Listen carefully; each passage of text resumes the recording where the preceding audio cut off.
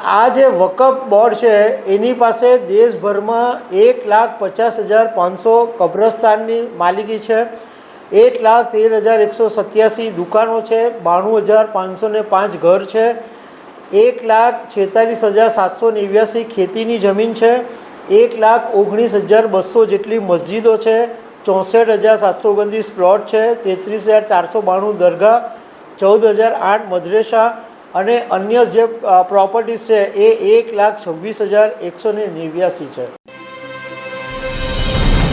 નમસ્કાર.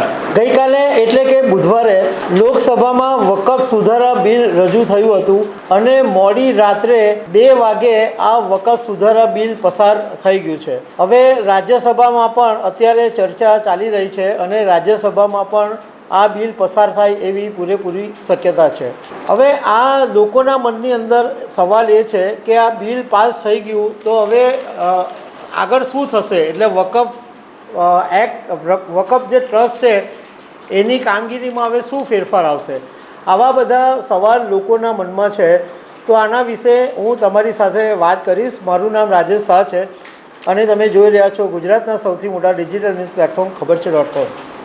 લોકસભામાં બુધવારે ફરી એક વખત વકફ સુધારા બિલ રજૂ કરવામાં આવ્યું હતું અને આ બિલનું જે નામ છે એ unified Waqf management empowerment efficiency and development, એટલે એનું જે શોર્ટ ફોર્મ છે એ ઉમીદ છે.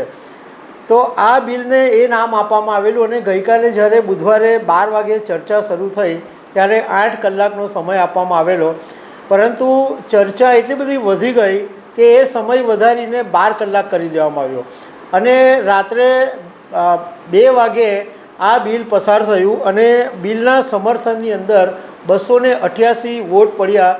કુલ 520 વોટ હતા, એમાંથી 288 વોટ પડ્યા અને 272 વોટની જરૂર હતી સમર્થન માટે અને વિરોધ પક્ષો છે એ વિરુદ્ધમાં 232 વોટ પડ્યા. વકફમાં શું ફેરફાર થશે એ વાત કરતાં પહેલાં તમને ખાલી થોડી એ માહિતી આપી દઉં કે આ વકફ બોર્ડ છે એની પાસે દેશભરની અંદર 8,32,328 જેટલી સ્થાવર મિલકતો છે અને 16,713 જેટલી જંગમ મિલકત છે અને લગભગ એની જે ટોટલ વેલ્યુએશન છે એ લગભગ 1.2 લાખ કરોડ રૂપિયા જેટલી છે.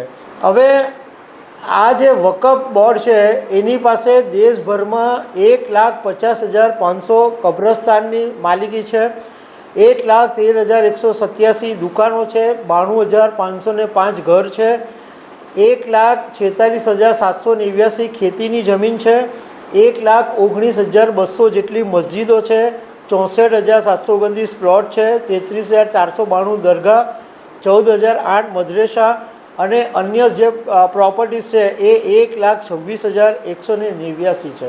હવે આ વકફ બોર્ડની અંદર જે મેજર ફેરફારો કરવામાં આવ્યા એ ફેરફારો એ છે કે કલમ 40 હેઠળ જો વકફ બોર્ડ કોઈ મિલકત પર દાવો કરે અને એની સામે કોઈ જમીન માલિક દાવો કરતો હતું તો એ માત્ર વકફ ટ્રિબ્યુનલની અંદર જ અપીલ કરી શકતા હતા, પરંતુ હવે આ જે બિલમાં સુધારો થયો છે એ મુજબ હવે ધારો કે વકફ બોર્ડ કોઈ જમીન પર દાવો કરે અને એ જમીન માટે કોઈ વ્યક્તિએ જો અરજી કરવી હોય, દાવો કરવો હોય તો રેવન્યુ કોર્ટમાં જઈ શકશે, સિવિલ કોર્ટમાં જઈ શકશે અથવા હાઈકોર્ટની અંદર પણ અપીલ કરી શકશે. આ એક મહત્ત્વનો ફેરફાર છે.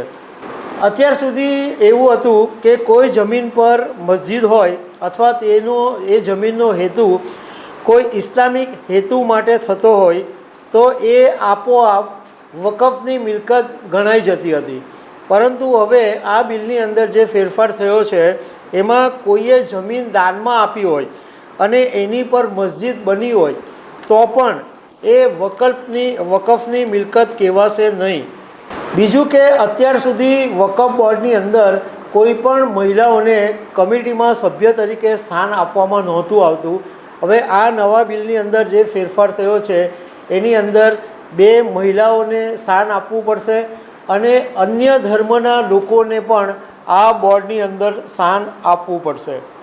આ ઉપરાંત જોઈન્ટ પાર્લામેન્ટરી કમિટી જે બની હતી જ્યારે ઓગસ્ટ 2024માં વકફ બિલ રજૂ થયેલું અને તે વખતે જોઈન્ટ પાર્લામેન્ટરી કમિટી બનેલી, એમણે 14 જેટલા જુદા જુદા સૂચનો કરેલા હતા અને એ સૂચનોની અંદર જે મહત્ત્વના છે એમાં એક સૂચન એવું છે કે વકફ બાય યુઝર્સની જોગવાઈઓ છે એ જ્યાં સુધી કાયદો ઘડાય નહીં ત્યાં સુધી લાગુ કરવામાં નહીં આવે. વકફની મિલકતનો નિર્ણય લેવા માટે જિલ્લા કલેક્ટરને બદલે સરકાર દ્વારા નિયુક્ત કોઈ અધિકારીને રાખવામાં આવે અને એક ઇસ્લામિક વિદ્વાનનો સમાવેશ કરવો ફરજિયાત છે, એવું આ જોઈન્ટ પાર્લામેન્ટરી કમિટીનું સૂચન છે. વકફ ટ્રિબ્યુનલમાં એક સભ્ય એવો હોય કે જેને મુસ્લિમ કાયદા અને ન્યાયશાસ્ત્રનું પૂરેપૂરું જ્ઞાન હોય. વકફની મિલકતને દાન કરવા માટે ઓછામાં ઓછા 5 વર્ષ ઇસ્લામનું પાલન કરવું જરૂરી છે, એવું બી એક સૂચન કરવામાં આવેલું. અને વકફ બોર્ડમાં સમાવિષ્ટ સભ્ય જે સરકારનો અધિકારી હોય એ સંયુક્ત સચિવ સ્તરનો હોવો જોઈએ, એવું પણ આની અંદર સૂચન કરવામાં આવેલું છે. તો દર્શક મિત્રો, આવી અનેક વાતો સાથે અમે તમને મળતા રહીશું. Thank you very much.